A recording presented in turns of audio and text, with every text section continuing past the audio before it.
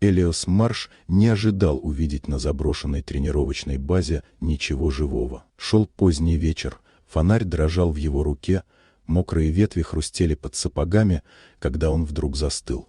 На толстой ветви старого дуба висела немецкая овчарка, окровавленная и едва дышащая. Капли дождя смешивались с кровью, шерсть была изорвана, на псе висел разорванный армейский К-9 ремень. И лишь когда Элиос заметил металлическую пластину с маркировкой H-Delta-01, у него перехватило дыхание.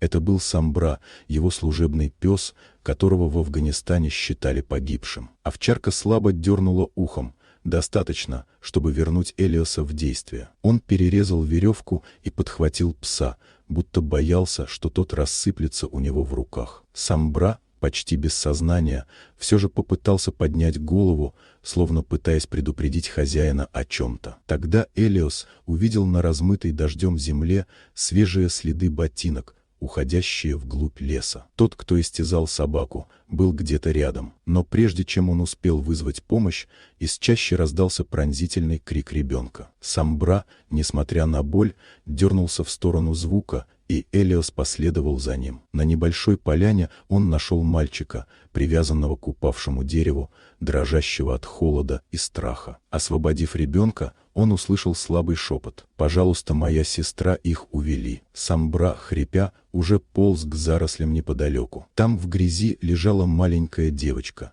без сознания, бледная, неподвижная. Элиос не чувствовал пульса, и холод прокатился по позвоночнику. Но пес упрямо прижался носом к ее груди и протяжно завыл, так, будто отказывался принять ее смерть. И именно в этот момент на поляну вышли трое вооруженных мужчин. Их спокойствие было чудовищным, словно случившееся было для них развлечением. Один из них усмехнулся, увидев овчарку. «Глянь-ка, этот болван еще жив». Самбра, едва держась на лапах, все же шагнул вперед, выставив себя между людьми и детьми. Когда мужчины подняли оружие, пес последним рывком бросился на ближайшего, а Элиос, схватив детей, метнулся в сторону кустарника. Раздались выстрелы. Адреналин вернул боевые инстинкты.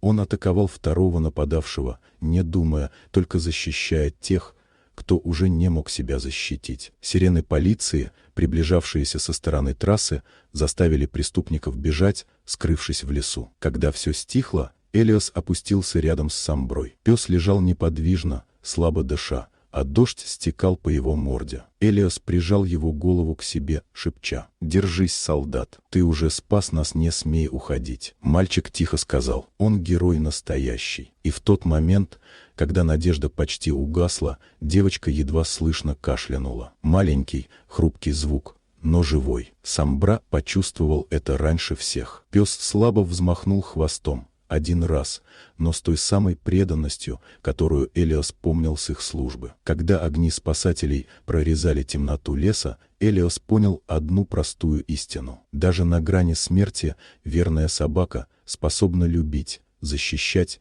и бороться с силой, которой позавидовали бы многие люди.